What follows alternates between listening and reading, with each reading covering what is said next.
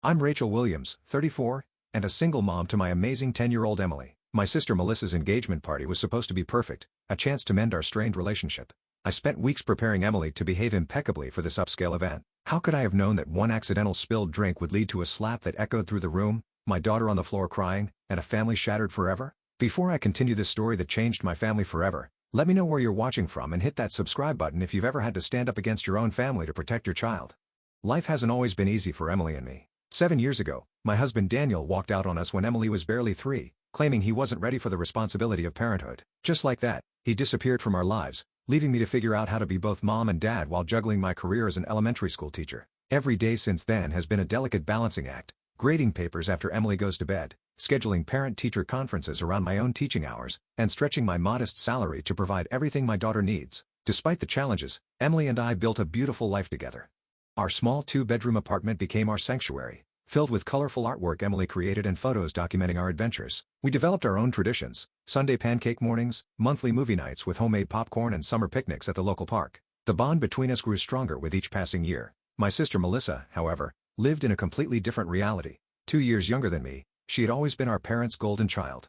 While I received practical gifts and was encouraged to be responsible, Melissa got designer clothes and was praised for her ambition and social connections. When I struggled to pay for college, working part-time jobs to cover expenses, our parents fully funded Melissa's education at an elite private university without hesitation. After graduation, Melissa landed a position at a prestigious marketing firm through our father's business connections. Her career skyrocketed while I pursued my passion for teaching children. Every family gathering became an opportunity for comparisons: Melissa's promotion versus my stable but modest career, her luxury apartment versus my cozy rental, her exotic vacations versus our weekend trips to the beach. Our parents never explicitly said they were disappointed in my choices, but their glowing pride in Melissa's achievements spoke volumes. Then James Sullivan entered the picture. The son of a prominent local business owner, James represented everything our parents valued: wealth, social status, and ambition. When Melissa announced their relationship, our parents were ecstatic. Sunday dinners became forums for discussing James' latest business success or his family's connections. Meanwhile, Emily's academic achievements or my students' progress rarely warranted more than polite nods. "Your sister really knows how to select the right partner," my mother once commented while helping me wash dishes after a family dinner. "James has such potential. It's a shame things didn't work out with Daniel, but perhaps next time you'll choose someone with more stability." Her words stung, implying my failed marriage was simply a poor choice rather than a painful abandonment. Despite these dynamics, I tried maintaining a relationship with my sister. Emily deserved to know her aunt and grandparents, regardless of our differences. I accepted the subtle jabs about my parenting. "Emily seems so attached to you. Don't you worry she's not independent enough? My appearance, those teacher clothes are practical, aren't they? And my lifestyle, have you considered a side job? Single moms need to think about college funds early." When Melissa called to announce her engagement 6 months ago, I genuinely congratulated her. Perhaps this new chapter would soften some of her sharp edges. When she invited us to the engagement party, I felt a glimmer of hope for improved family relations. "This is a very exclusive event, Rachel," Melissa emphasized over the phone. "James's family invited several important business associates. Emily will need to be on her absolute best behavior." "Of course," I assured her, ignoring the implication that my daughter typically misbehaved. "Emily is excited to celebrate with her aunt." The weeks before the party were filled with preparation. Though money was tight, I splurged on a navy blue cocktail dress from a department store sale rack, nothing compared to the designer outfits Melissa wore, but elegant enough for the occasion. For Emily, I found a beautiful age-appropriate dress with delicate flowers embroidered along the hem. We practiced proper table manners and discussed appropriate conversation topics for fancy events. "Remember, sweetie, this is a very important day for Aunt Melissa," I explained while brushing Emily's hair the morning of the party. "There will be a lot of grown-ups talking about grown-up things, so if you get bored, just stay close to me, okay?" Emily nodded seriously, her blue eyes, so much like her father's, wide with determination. "I'll be super good, Mom. I won't embarrass you or Aunt Melissa." "You could never embarrass me," I assured her, kissing the top of her head. "Just be your wonderful self." As we drove to the exclusive country club where the party was being held, Emily chatted excitedly about seeing her grandparents and the princess party her aunt was having. I found myself smiling at her enthusiasm while tamping down my own anxiety. Perhaps today would be different. Perhaps Melissa's happiness would create space for genuine connection. "Do you think Uncle James will dance with me at the wedding?" Emily asked, smoothing her dress for the 20th time. "I'm sure he would love to," I replied, choosing optimism over the reality that James had barely spoken 10 words to Emily in the 2 years he'd been dating my sister. The sprawling country club came into view as we turned down the long, tree-lined entrance. Luxury cars filled the parking lot: Mercedes, BMWs, and even a few Bentleys. My 10-year-old Honda looked woefully out of place as I searched for an empty spot. "Wow," Emily whispered, pressing her face against the window. "It looks like a castle." I parked in one of the few remaining spaces, checking my appearance one last time in the rearview mirror. "Ready for an adventure?" I asked Emily, forcing brightness into my voice. She nodded eagerly, unbuckling her seatbelt. Ready. If only I had known what awaited us inside those elegant doors, I might have turned the car around right then. But hindsight offers clarity that hope often obscures, and in that moment, all I wanted was a beautiful day celebrating my sister's happiness. The country club exuded luxury from every polished surface. Crystal chandeliers cast a warm glow over the marble-floored entrance hall where a uniformed attendant checked invitations. Floor-to-ceiling windows overlooked meticulously landscaped gardens where fountains sparkled in the afternoon sun. Arrangements of white roses and orchids adorned every table, their subtle fragrance mingling with expensive perfumes worn by the guests already mingling in small groups. Emily's eyes widened as she took in the opulent surroundings. "It's like a fairy tale," she whispered, clutching my hand tightly. "Rachel, you made it." Melissa's voice carried none of the warmth typically associated with greeting family. My sister approached us wearing a stunning white designer dress that probably cost more than 3 months of my salary. Her diamond engagement ring caught the light with every graceful movement of her hand. "You're 15 minutes late. Traffic was heavier than expected," I explained, leaning in to kiss her cheek. "Congratulations, Melissa. Everything looks beautiful." Melissa accepted the kiss stiffly, her eyes already scanning my outfit. "That dress is interesting. Navy blue for a spring engagement." Before I could respond, Emily stepped forward with this small gift bag we had brought. "Happy engagement, Aunt Melissa. We got you a present." Melissa glanced down as if just noticing my daughter. "Thank you, Emily. Put it on the gift table with the others." She gestured vaguely toward a distant table already piled with elegantly wrapped packages. "Your grandparents are somewhere around here. James's parents are eager to meet everyone, so do try to make a good impression." With that, she turned to greet another arriving guest, dismissing us entirely. Emily's smile faltered slightly, but she recovered quickly. "Should we find Grandma and Grandpa?" "Great idea," I agreed, guiding her through the crowd while carefully navigating around servers carrying trays of champagne and hors d'oeuvres. We found my parents near the bar, my father in an expensive new suit, and my mother wearing a designer outfit I recognized from a magazine Emily had been flipping through the previous week. Their faces lit up momentarily until they realized it was us approaching rather than someone from James' social circle. "Rachel, there you are," my mother said, giving me a quick, perfunctory hug before turning her full attention to Emily. "My goodness, look how tall you're getting. Are you eating enough vegetables? You look a bit pale." "Hi Grandma." "Hi Grandpa," Emily replied politely. "Your party dress is really pretty." "Thank you, dear. It's Valentino," my mother preened before turning back to me. "Rachel, you should circulate. James's father is the CEO of Sullivan Development. They're practically building half the city now. Wouldn't hurt for you to make some connections." My father nodded in agreement. "Education is all well and good, but with your situation, you should be thinking about more lucrative opportunities." "My situation?" I raised an eyebrow. "Being a single parent," he clarified as if explaining something to a child. "Teachers' salaries aren't exactly designed for sole providers." I felt the familiar sting of their disapproval but managed a tight smile. "Emily and I are doing just fine. Thanks for your concern." "Of course you are," my mother said dismissively. "Oh look, there's Senator Wilson's wife. We should say hello." Without waiting for a response, my parents glided away, leaving Emily and me standing alone once again. "Are you hungry, sweetie?" I asked Emily, spotting a table with child-friendly snacks. She nodded, and we made our way toward the food. Along the way, a middle-aged woman in a conservative but elegant pantsuit smiled warmly at us. "What a lovely daughter you have," she commented. "Those beautiful curls are natural, I assume." "Thank you. Yes, they are," I replied, surprised by the genuine kindness in her voice. "I'm Catherine Foster, James's aunt," she introduced herself. "You must be Melissa's sister." "Rachel Williams," I confirmed. "And this is my daughter, Emily. Pleased to meet you both. It's refreshing to see a young lady at one of these stuffy events." She winked at Emily, who grinned in response. "The chocolate-covered strawberries are particularly good," she stage whispered. As Catherine moved on to greet other guests, Emily looked up at me. "I like her, Mom." "Me too, sweetie," I agreed, grateful for the brief moment of warmth in an otherwise chilly reception. Our respite was short-lived. As we sampled the elaborate spread of food, I noticed James' parents watching us from across the room. Unlike Catherine's friendly demeanor, their expressions conveyed clear assessment and, it seemed, disapproval. James's mother whispered something to her husband, their eyes never leaving us. Melissa certainly didn't mention the child would be here.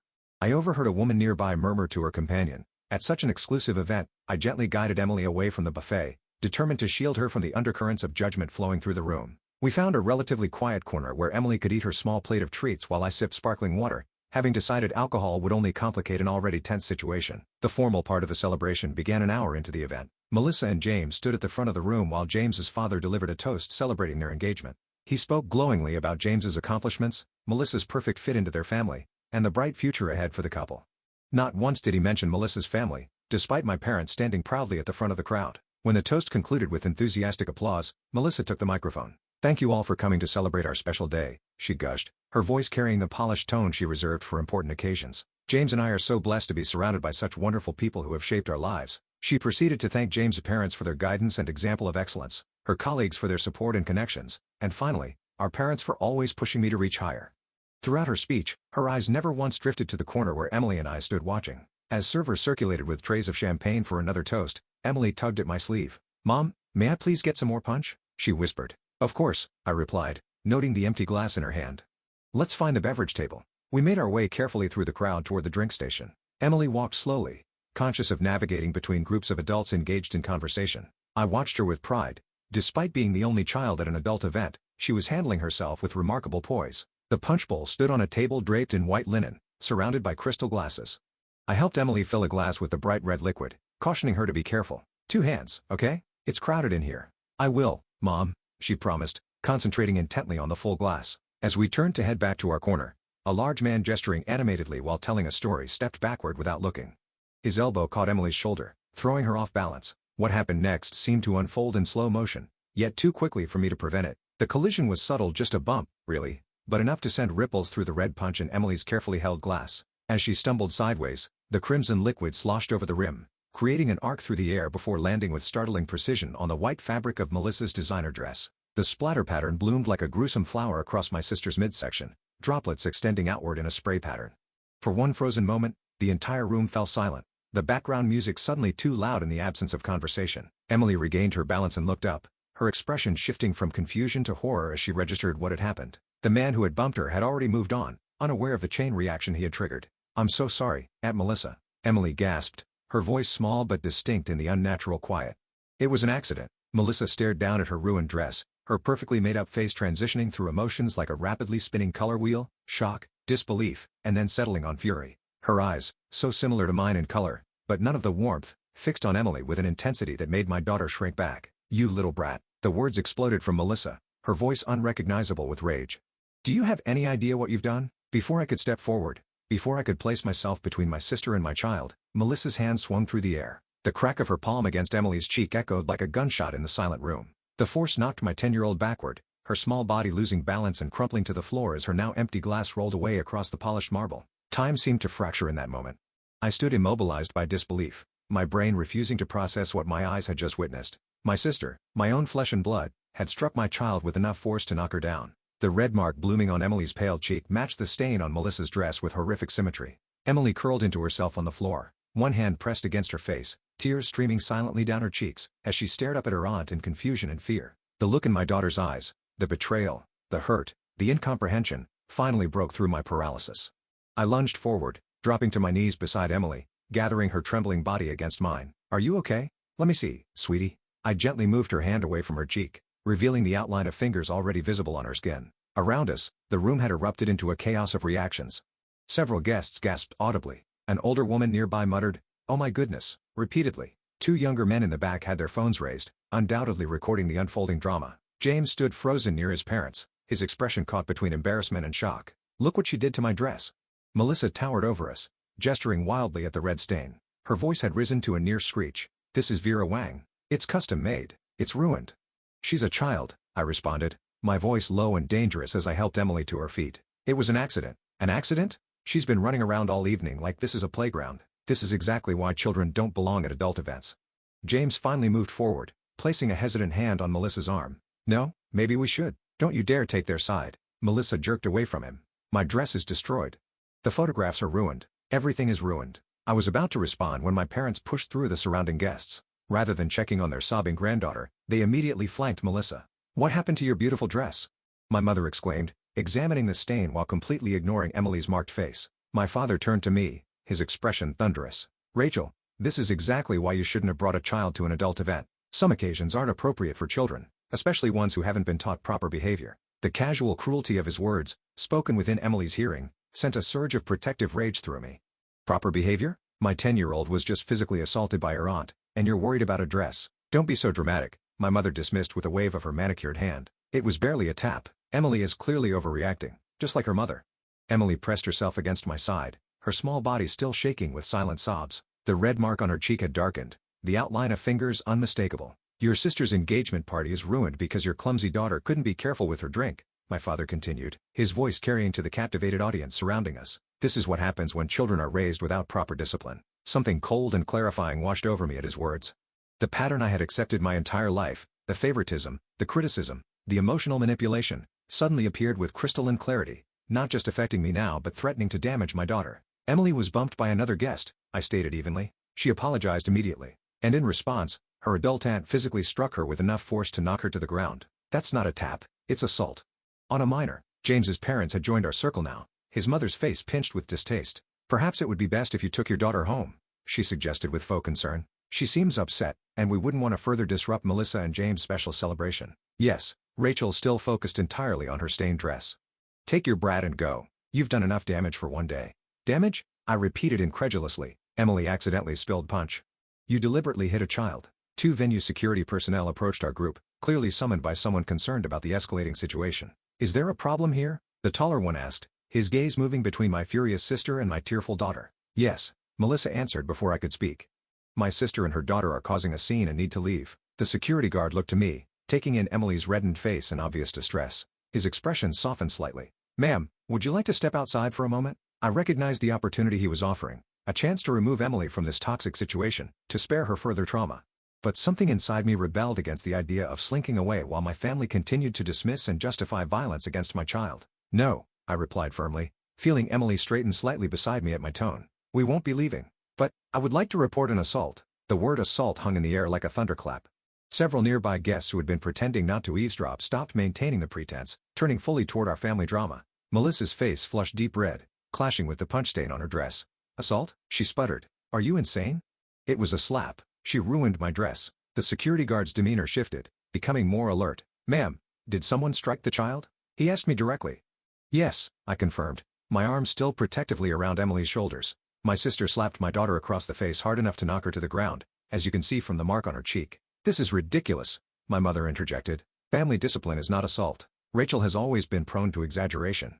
A memory flashed through my mind, being 10 years old myself, accidentally breaking one of my mother's decorative plates while dusting. The subsequent lecture about responsibility and disappointment had lasted for days, while when Melissa broke a vase the following year throwing a tantrum, it was quickly dismissed as just an accident.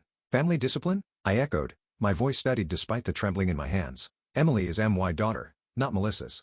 No one has the right to strike her, family or otherwise. You've always been jealous of your sister, my father accused, his voice dropping to a harsh whisper as he became aware of the audience. Even on her special day, you had to find a way to make it about you. I'm not the one who created a scene by slapping a child, I countered. The security guard cleared his throat.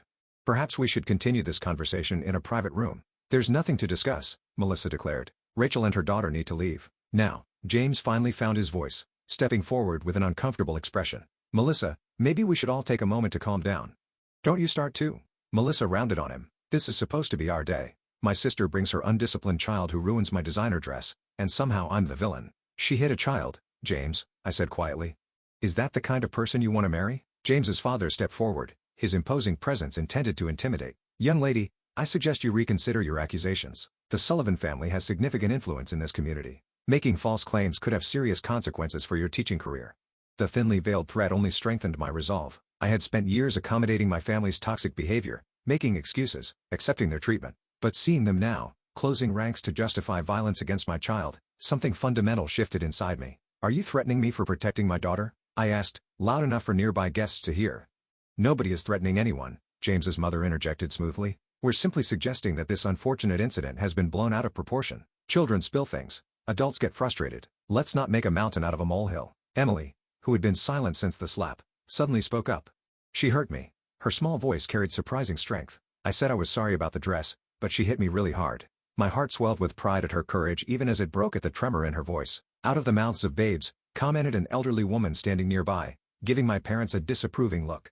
Either you and your brat leave now, Melissa hissed, leaning close enough that I could smell her expensive perfume, or I'll make sure you regret it. Do you have any idea how many school board members are friends with James's family? The implied threat to my career, my livelihood, the way I supported my daughter, was the final straw. If you or anyone in this family ever touches my daughter again, I replied with deadly calm, the consequences will extend far beyond a ruined party. That's not a threat, Melissa. It's a promise. It was just a slap, my mother insisted, her voice rising with frustration. Stop being so dramatic, Rachel. You're embarrassing us in front of everyone. Embarrassing you? I laughed without humor. Your adult daughter assaulted a child in front of 200 witnesses and you're worried about embarrassment? I pulled out my phone and quickly took several photos of Emily's face, the handprint now clearly visible against her pale skin. I then snapped a picture of Melissa's stained dress. "What are you doing?" Melissa demanded. "Documenting the molehill that supposedly justifies child abuse," I answered calmly. "Abuse? Now you're being ridiculous." My father blustered. "Children need discipline. Discipline is teaching, not hitting," I corrected him. "But then, you've always confused the two." James looked increasingly uncomfortable, shifting his weight from foot to foot. "Maybe we should all take a break. Get some air." "There's no need for a break," Melissa snapped. "There's a need for my sister to take her dramatic daughter and leave my engagement party before they cause any more damage." Then, she made her fatal mistake. Leaning down to Emily's level, Melissa spoke with venomous sweetness. "You're just being dramatic like your mother, aren't you? Crying over nothing because you want attention. That's probably why your daddy left. He got tired of the constant drama." Emily recoiled as if struck again, her eyes wide with fresh hurt. In that moment, watching my daughter's heart break under the weight of such calculated cruelty, something inside me hardened into diamond-sharp clarity. I had endured decades of my family's emotional abuse. I had accepted their criticisms, their comparisons, their conditional love, but I would not, could not, allow them to inflict that same damage on my daughter. With perfect calmness, I reached into my purse and took out my phone again. "What are you doing now?" Melissa demanded as I unlocked my phone screen. Without answering her, I dialed 911 and put the call on speaker. 911, what's your emergency?" The dispatcher's professional voice carried clearly in the suddenly silent circle around us. "I need to report an assault on a minor," I stated clearly, maintaining eye contact with my sister. My 10-year-old daughter was slapped across the face by her aunt with enough force to knock her to the ground. "We're at Pine Hills Country Club on Lakeview Drive. Is the child injured?" the dispatcher asked. "She has a visible handprint on her face and may have bruising." "Are you in immediate danger? Is the person who assaulted her still present?" "Yes, she's still here. We're currently surrounded by family members who are pressuring us to leave and forget the incident happened." My mother lunged for the phone, but I stepped back, keeping it out of her reach. "Rachel, hang up that phone immediately," she hissed. "You're destroying this family over nothing." "Officers are being dispatched to your location," the dispatcher continued. "Please stay on the line until they arrive." Melissa's face had drained of all color except for two bright spots of rage on her cheeks. "You called the police? On me? At my engagement party?" "Actions have consequences," I replied simply. My father stepped forward, lowering his voice to a menacing whisper. "If you don't end this call right now, you're no longer part of this family. Do you understand me? You will be cut off completely." For the first time in my life, his threat held no power. I made my choice the moment Melissa struck Emily. Emily, still pressed against my side, looked up at me with a mixture of awe and apprehension. "Mom, it's okay. We can go home if you want." I knelt down to her level, momentarily turning away from my raging family. "No, sweetie, it's not okay. What Aunt Melissa did was wrong, and what Grandma and Grandpa are doing now is wrong too. Sometimes we have to stand up for what's right, even when it's hard." She nodded solemnly, then whispered, "I'm proud of you, Mom." Her words filled me with certainty that I was making the right choice, however difficult. "Rachel, be reasonable," James finally spoke up, his tone placating. "I'm sure we can resolve this without involving the authorities. What if," he lowered his voice, "what if we could help with Emily's college fund? A generous contribution to put this unfortunate incident behind us." I stared at him in disbelief. "Are you trying to bribe me to ignore the assault of my child?" He blanched, suddenly aware of how his offer sounded. "That's not what I meant. I just thought you'll regret this, Rachel," Melissa cut in, her voice shaking with fury. "When you're looking for a new job because no school in this district will hire you, when you're struggling even more than you already are, you'll wish you'd just taken your brat and left when you had the chance." Several guests had begun edging toward the exit, clearly uncomfortable with the escalating situation. Others lingered, some openly recording with their phones. I realized with grim satisfaction that Melissa's behavior would be documented regardless of what happened next. Through the crowd, I noticed a familiar face, Catherine Foster, James's aunt who had been kind to Emily earlier. Unlike the others, she was watching the scene with a particular intensity, her eyes moving between Emily's marked face and Melissa's furious expression. When our eyes met, she gave me a small, approving nod. "The police are on their way, ma'am," the dispatcher's voice reminded us from the phone. "Are you and the child in a safe location?" "We're surrounded by witnesses," I confirmed. "We're not in immediate danger." Less than 10 minutes later, two uniformed officers entered the ballroom, guided by one of the security guards. The festive atmosphere had completely dissolved, replaced by tense clusters of guests discussing the drama in hushed tones. My parents and Melissa had moved slightly away from us, huddled with James and his parents in intense conversation. The first officer, a woman in her 40s with a nameplate reading, "Officer Lopez," approached us directly. "Ma'am, I understand you reported an assault on a minor." "Yes," I confirmed. "My daughter Emily was slapped by my sister after accidentally spilling a drink." Officer Lopez knelt to Emily's level, her voice gentling. "Hi there, Emily. My name is Officer Lopez. Would it be okay if I took a look at your face?" Emily nodded, turning her cheek to show the still visible handprint. The officer examined it without touching, then took out her phone. "Would it be all right if I take a picture of this? It will help us document what happened." After receiving permission, she photographed Emily's face from several angles, then stood to address me again. "Can you tell me exactly what happened?" I recounted the incident in detail while the second officer took notes.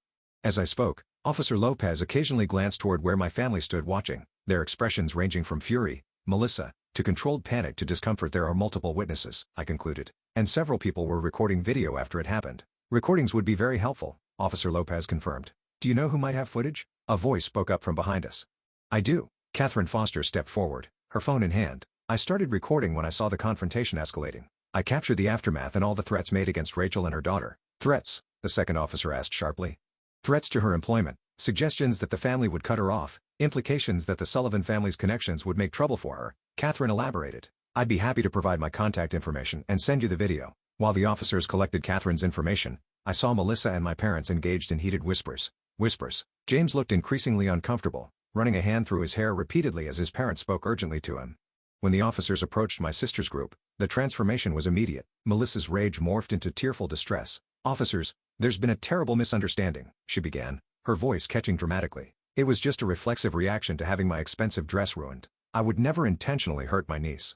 Regardless of intent, you struck a child, Officer Lopez stated flatly, according to multiple witnesses, with enough force to knock her down. It was barely a tap, my mother insisted. Children these days are so sensitive. In our day, a little discipline was normal. Ma'am, hitting a child hard enough to leave a visible mark isn't discipline, it's assault, the officer replied.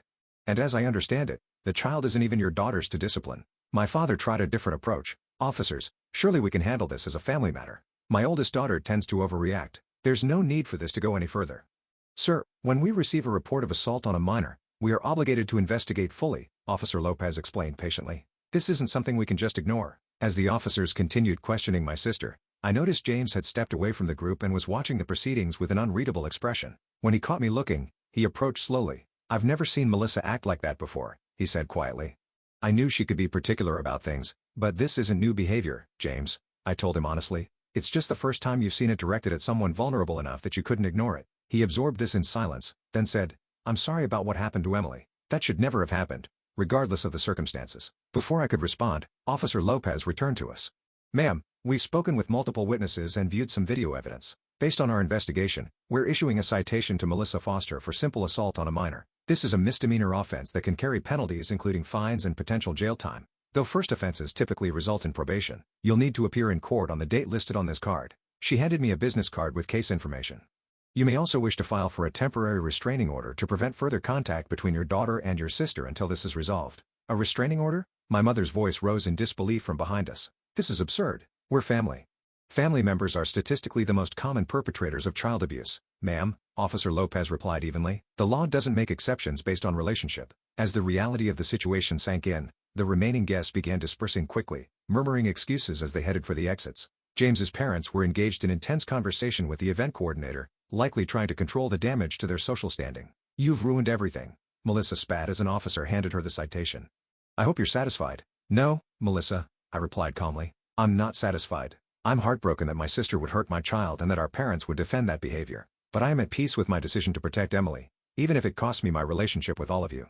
As we prepared to leave with a police escort, Emily looked up at me. Mom, are Grandma and Grandpa going to hate us now? I considered sugarcoating the truth but decided my daughter deserved honesty. They're very angry right now, sweetie, but we did the right thing. Sometimes standing up to bullies is hard, especially when those bullies are people we love. Like you stood up to Aunt Melissa? She asked. Yes, I nodded. And you were so brave too, telling the truth even though it was scary. As we walked to our car, Emily squeezed my hand.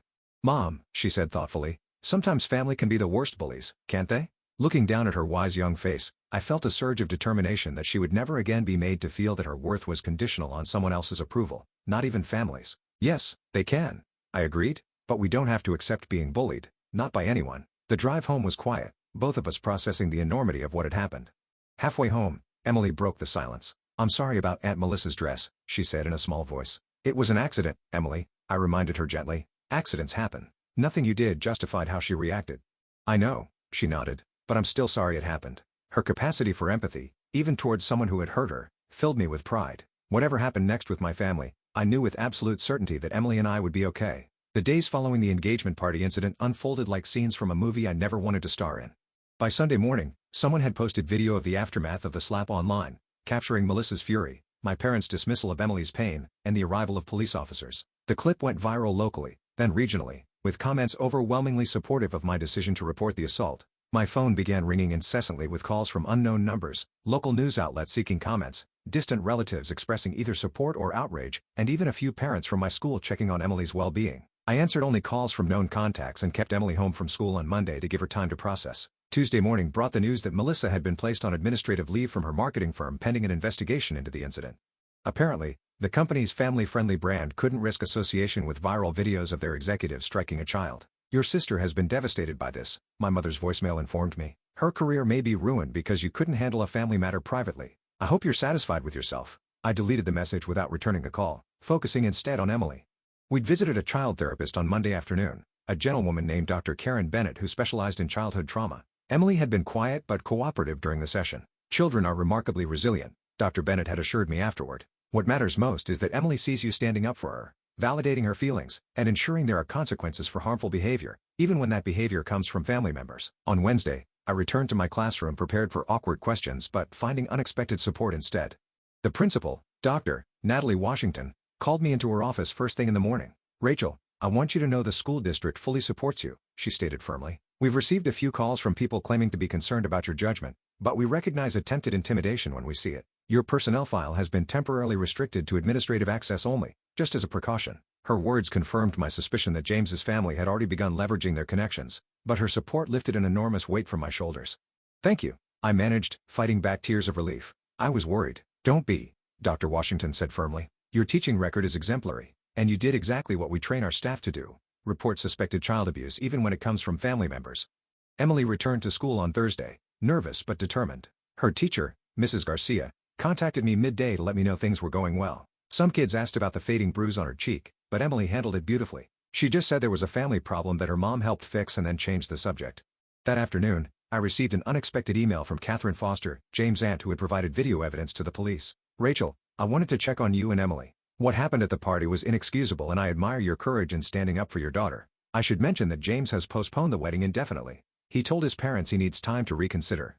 If you need anything at all, please don't hesitate to contact me." I read the email twice, feeling a complex mixture of emotions. While I took no pleasure in Melissa's relationship troubles, I couldn't help but feel that James was seeing my sister's true colors before making a lifetime commitment. Friday afternoon brought another development, a certified letter from my parents' attorney, threatening to contest the restraining order I'd filed to keep Melissa away from Emily. The letter included thinly veiled threats about family matters being aired in public and consideration of Emily's long-term interests.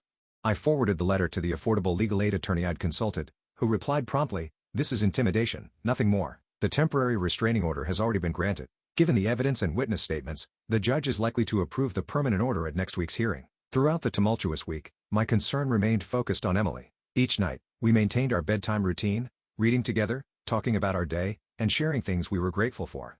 Despite everything, Emily consistently mentioned being grateful for having a mom who protects me, words that simultaneously healed and broke my heart. The following Tuesday, we appeared in family court for the restraining order hearing. I had prepared Emily for seeing her grandparents and possibly Melissa, but when we arrived, only my parents were present with their attorney. Melissa had apparently decided not to attend. "The respondent's absence does not prejudice these proceedings," the judge noted, reviewing the file. "We have substantial evidence, including photographic documentation of injury to the minor, video recordings of the aftermath, and multiple witness statements." My parents sat stiffly in their formal attire, occasionally whispering to their attorney but never once looking directly at Emily or me. The proceedings were mercifully brief. The judge reviewed the evidence, asked a few clarifying questions, and then granted a 1-year restraining order prohibiting Melissa from contacting Emily in person, by phone, through social media, or through third parties. As we left the courtroom, my father finally approached us, his attorney hovering anxiously nearby. "Rachel, this has gone far enough," he began, his voice low. "Your sister's job is in jeopardy. Her engagement is on the rocks. Are you happy now?" I positioned myself slightly in front of Emily. "Dad, those are consequences of Melissa's actions, not mine. I'm not happy about any of this. I'm sad that my sister chose to hurt my daughter, and I'm heartbroken that you and Mom chose to defend that behavior instead of protecting your granddaughter. You always were stubborn," he muttered, "just like your grandmother." "I'll take that as a compliment," I replied. Grandma Ruth stood up for what was right too. As we walked away, Emily slipped her hand into mine. "Mom, will we ever talk to Grandma and Grandpa again?" "I don't know, sweetie," I answered honestly. "That depends on whether they can understand that what happened was wrong and make real changes. But no matter what, you and I are going to be okay." The weeks that followed brought unexpected developments. Anonymous donations to Emily's college fund appeared in our mailbox, ranging from $20 to one particularly generous check for $5,000 with a note simply signed, KF. I suspected Catherine Foster but had no way to confirm. Extended family members I hadn't spoken to in years reached out with messages of support. My cousin Taylor revealed that she had distanced herself from family gatherings years ago after similar treatment from my parents and Melissa. "They always made me feel like I wasn't good enough," she confided during our lunch together. "Watching you stand up to them gave me courage to reconnect with the family members who actually value me." Most surprising was an email from James himself, 6 weeks after the incident. "Rachel, I wanted you to hear this from me directly. After much reflection, I've ended my relationship with Melissa. The incident with Emily forced me to recognize patterns I'd been ignoring. I've suggested Melissa seek therapy to address her anger issues, and I'm doing the same to understand why I tolerated certain behaviors for so long. Please know I wish only the best for you and Emily." I showed the email to my therapist.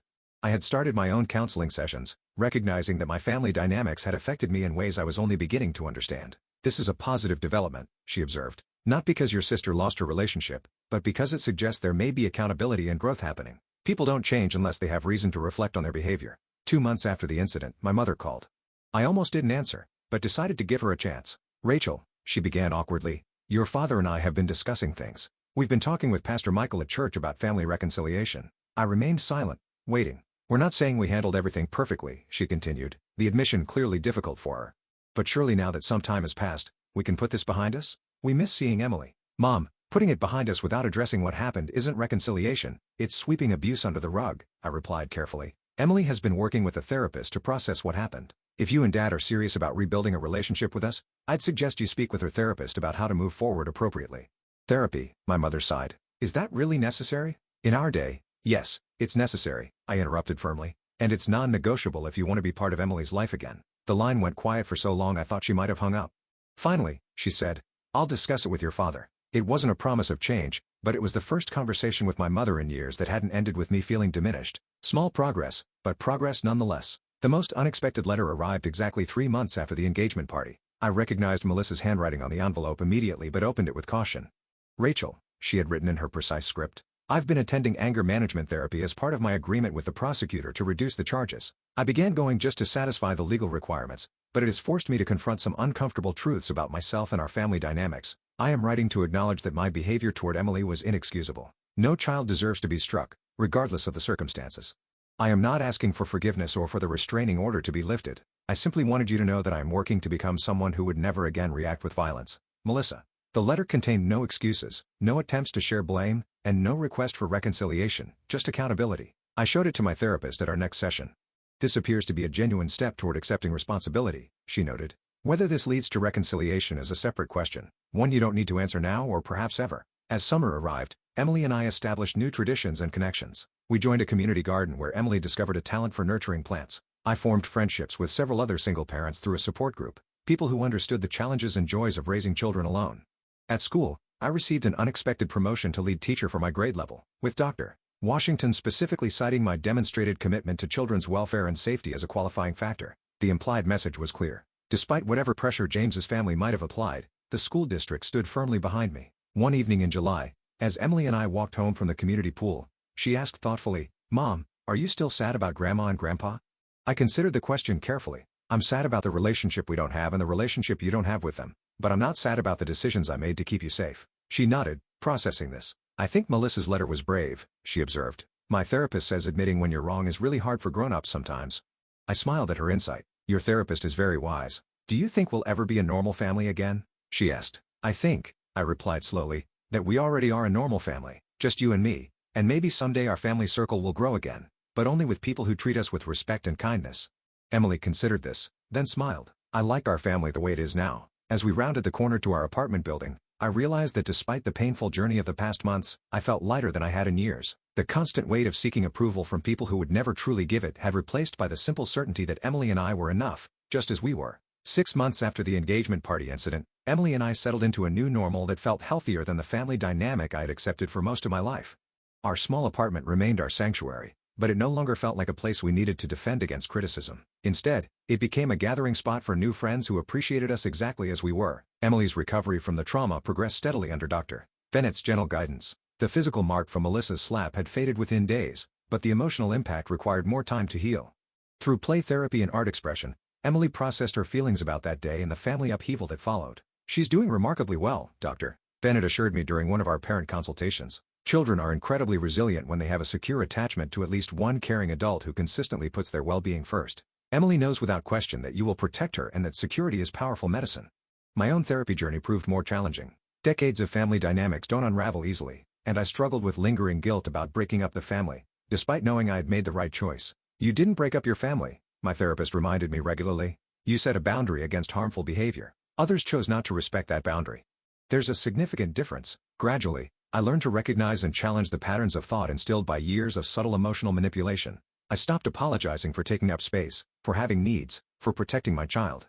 I began to trust my own judgment without seeking external validation. The legal consequences of Melissa's actions eventually resolved with her accepting a plea deal, 6 months of probation, completion of an anger management program, and community service hours at a children's advocacy center. The irony of the assignment wasn't lost on me, but I hope the experience might foster genuine growth. My parents' journey toward reconciliation progressed in fits and starts. After initially refusing, they eventually agreed to meet with Emily's therapist to discuss appropriate boundaries for rebuilding a relationship with their granddaughter. The first session was tense, with my father particularly resistant to the framing of Melissa's behavior as abusive. In my day, discipline was expected, he insisted. Children had consequences for their actions. Mr. Williams, Dr. Bennett replied calmly, there's an important distinction between discipline, which teaches, and punishment, which simply hurts. What happened to Emily wasn't discipline by any definition. It was an adult losing control and physically harming a child who had already apologized for an accident. My mother, surprisingly, nodded slightly at this. Later, she confided that their pastor had been helping them understand the difference between old-school parenting and behavior that crossed into abuse. Progress came slowly. We established strictly supervised visits, short encounters in public places like parks or restaurants, always with me present. My parents were clearly uncomfortable with the constraints, but complied with the boundaries I set. For Emily's birthday, they gave her a handmade card with a heartfelt note that made no excuses, but simply expressed love and a desire to be better grandparents. Melissa and I maintained distance, respecting the restraining order that would remain in effect for a full year. Through our parents, I learned she had indeed completed her anger management program and continued with private therapy afterward. She had found a new job at a smaller firm, accepted the professional setback, and appeared to be genuinely reflecting on her behavior patterns. In an unexpected development, Catherine Foster, James's aunt who had supported us at the engagement party, became a mentor and friend. A retired family court judge, she provided both legal guidance and personal support as we navigated the aftermath. I watched my nephew almost marry into a family dynamic that mirrored my own first marriage, she confided over coffee one afternoon. Seeing you stand up to protect Emily gave me hope that cycles can be broken. James himself moved to another state for a job opportunity, but sent a kind email checking on Emily's well-being before he left. Your courage that day helped me find mine, he wrote. I'll always be grateful for that wake-up call, painful as it was. At school, Emily blossomed. Her teacher reported she had become more assertive in positive ways, standing up for classmates who were teased, volunteering for leadership roles, speaking confidently during presentations. The timid child who had once worried about embarrassing adults had been replaced by a girl who understood her own worth. My professional life flourished as well. The promotion to lead teacher brought new responsibilities and opportunities that stretched my capabilities. Rather than shrinking from challenges as I might have before, I leaned into them, discovering strengths I hadn't recognized in myself. For months into the school year, Emily came home excited about a class project on everyday heroes. Mom, I'm writing about you, she announced as she unpacked her backpack. Miss Garcia said we should pick someone who shows courage in regular life, not like superheroes with special powers. That's very sweet, honey, I replied, touched but slightly uncomfortable with the spotlight. But there are lots of heroes you could write about. Firefighters, doctors, military personnel. Emily shook her head decisively. Those are important jobs, but I want to write about how you stood up to Aunt Melissa and Grandma and Grandpa when they were being bullies, even though it was really hard because you love them. Her clear-eyed assessment of what had happened and her recognition of the complexity of standing up to family left me momentarily speechless. The resulting essay, titled My Mom, My Hero, earned an A+ and a special commendation from her teacher. More importantly, it demonstrated Emily's processing of the traumatic event into a narrative of protection and courage rather than victimhood. On the 6-month anniversary of the incident, Emily suggested we create a new tradition. Let's have a courage celebration, she proposed. Not to remember the bad parts, but to celebrate standing up for what's right even when it's scary. We marked the occasion with a special dinner and small gifts symbolizing bravery. A lion bookmark for Emily, a arrow-shaped pendant for me. As we ate chocolate cake for dessert, Emily asked thoughtfully, do you think Aunt Melissa will ever be part of our family again? I considered the question carefully. I don't know, sweetie. That would depend on many things. Her continuing to work on her anger, a genuine understanding of why what she did was wrong, and most importantly, your comfort and feelings about it. We don't have to decide that now or maybe ever. She nodded, accepting the honest answer. I think I might be okay with seeing her someday, but not yet, and only if you're there too. There's no rush, I assured her.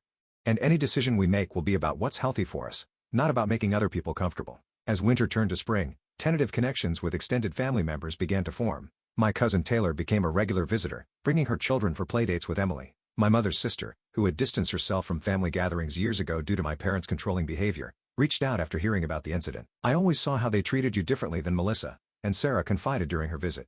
"I tried to say something once, but your mother didn't speak to me for months afterward. I should have tried harder, been more present for you. You're here now," I assured her, recognizing that healing could extend beyond just Emily and me. In April, I received a formal letter from Melissa's therapist, requesting permission to facilitate a restorative justice conversation between us. The letter emphasized that this was Melissa's idea but that I was under no obligation to participate.